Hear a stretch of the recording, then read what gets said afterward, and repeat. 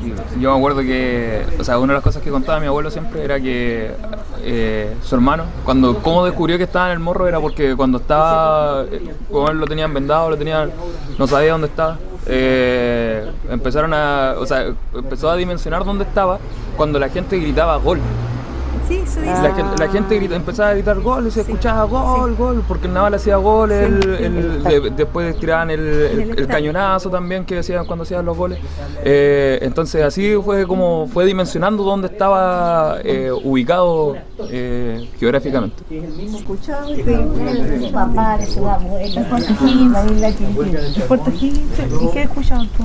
La abuelita de Pablito tuvo amigos del Partido Comunista que estuvieron ahí. ¿Y dónde queda eso?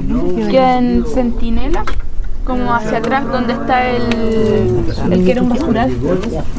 Hay restos Sí. restos de un fuerte. Sí, del fuerte Higgins. Habían nombrado, no tenían unos candados.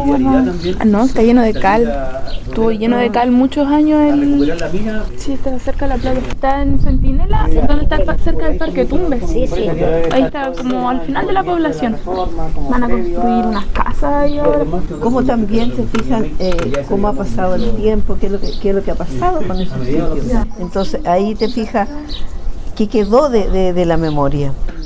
Y otro dato tal vez, no sé cuánto tiempo antes fue, las torturas, el término de la represión también empezó un poco antes del golpe propiamente tal, especialmente por los marinos más constitucionalistas. Claro.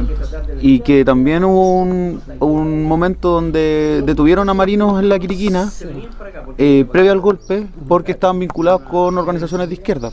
Más encima, el fiscal que los procesó era profesor de Derecho de la Católica y después fue hasta rector de la Universidad Católica, y hace muy poco tiempo me refiero, o sea, estoy hablando de los años 2000, un poco antes, que era el fiscal que procesó a los marinos, que eran cabros, estoy hablando de cadetes, cosas así, y sabía que después algunos podían morir abiertamente.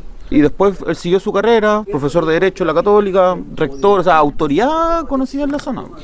Esto es lo que le está diciendo: someten a proceso a ex rector de la Universidad Católica por violaciones de derechos humanos, se le imputa la participación con fiscal naval en las torturas marinos del 73. O sea, fue rector de la universidad acá.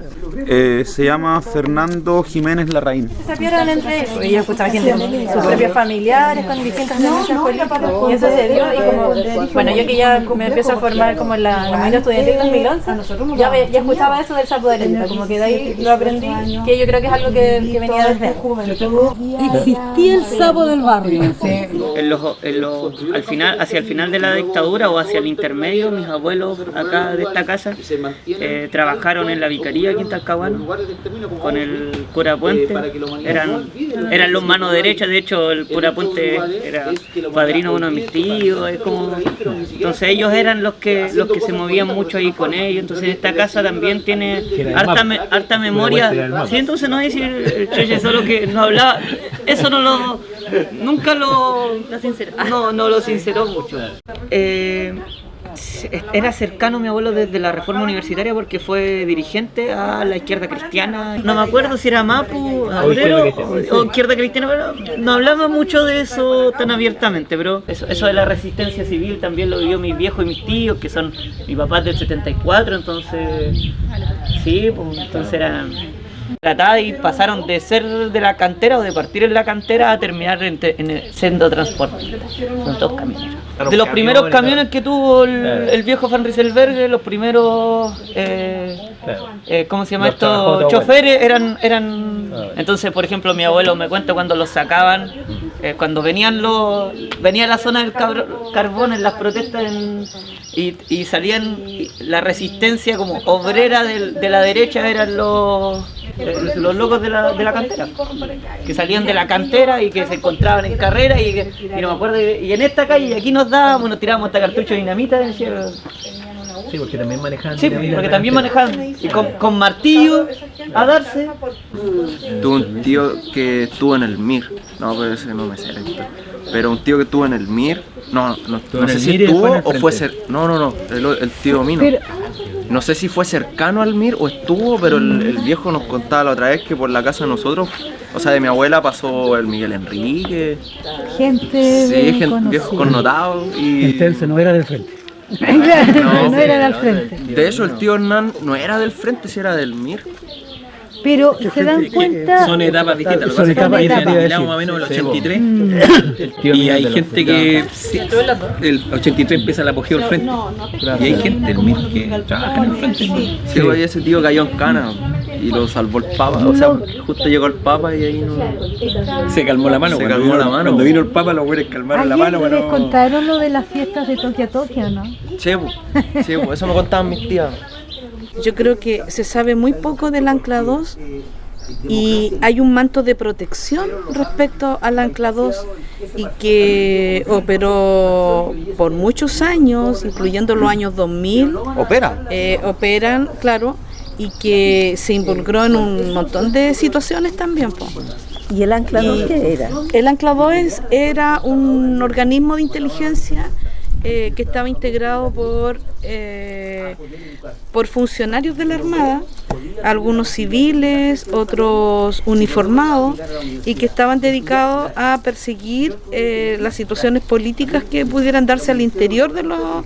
Es como asegurar que los marinos y la gente de la Armada no se involucrara, sobre todo lo que yo más conozco es, por ejemplo, es de los años de la dictadura, de los años 80.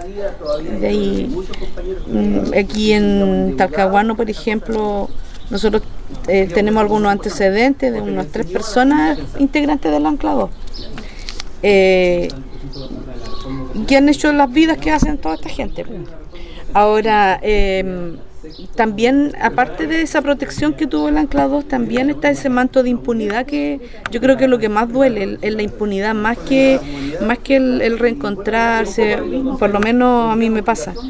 Más que esto de identificar los sitios y decir aquí se torturó, aquí, yo creo que el manto de impunidad duele más que el saber que existió algo.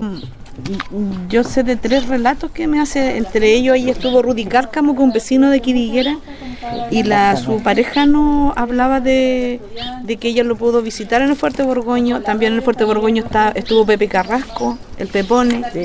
También estuvo ahí una profesora que yo conocí en un espacio nada que ver, y ella tenía, es muy raro esto, pero ella tenía bloqueado toda su historia en el Fuerte Borgoño. Estoy hablando de una persona, no sé, de más de 50 años. Nunca manifestó nada, ni una opción política de algo, ni nada. Y ahí nos contó que ella, ahí como que se le desbloqueó y contó que había estado en el Fuerte Borgoño. Ella era de Hualpén, pero habló mucho del Fuerte Borgoño, de hartas cosas que vivieron ahí, sobre todo las mujeres. Claro. Eso, por ejemplo, nosotros en los relatos, ¿cierto?, que conocemos también, o sea, el Fuerte Borgoño fue te sacaban, digamos, para interrogación de otros centros, y te llevaban al Fuerte Borgoño, sobre todo las mujeres, era violencia política sexual. O sea, tortura y violencia política sexual. La violencia política sexual son las violaciones que cometen los agentes del Estado, porque son agentes del Estado, se les paga con nuestro impuesto y todo. Nosotros identificamos varios lugares, entre ellos el Fuerte O'Higgins, que está arriba del Centinela, ¿cierto? Identificamos también la ex cárcel de Talcahuano, una que estaba en Arenal. Algunos de ustedes deben conocer la cárcel que es antigua de Arenal. Está el Fuerte Borgoño, súper conocido, muchos relatos hay del Fuerte Borgoño. La base naval. Identificamos el Morro, que todos conocen. La comisaría Higueras. La comisaría Higueras también, hay relatos que ahí hubo represión. En la isla Quiriquina, la comisaría de Medio Camino y la comisaría de Hualpén, que en ese tiempo Hualpén era parte del territorio de Talcahuano. Y aquí lo dejé para el final porque también se sale aquí dentro del grupo lo que significó el Ancla 2. Fue muy relevante la huelga del carbón que se estaba dando en ese tiempo, importante, y el terremoto igual vino a frenar ese proceso. Así que se mezclaron esos dos ciclos. Bueno, obviamente un proceso de mucha convulsión social, se venían madurando distintos procesos sociales, movimientos. El Alfonso mencionó lo de la reforma universitaria, donde ya hay un protagonismo de parte de los estudiantes universitarios, obviamente. La fundación del MIR, que también es uno de los motivos por el cual estamos acá, también reivindicando la memoria de una de esas organizaciones políticas. Bueno, todo esto decanta, ¿cierto?, en el proceso de maduración, que después ya en el 70 se puede visualizar como el gobierno de la Unidad Popular, donde ya hablábamos igual que distintas fuerzas políticas estuvieron haciendo sus aportes, tanto en la apuesta institucional como por fuera, y por supuesto fortaleciendo también los movimientos populares, ya sea de trabajadores, pobladores, de estudiantes, etc.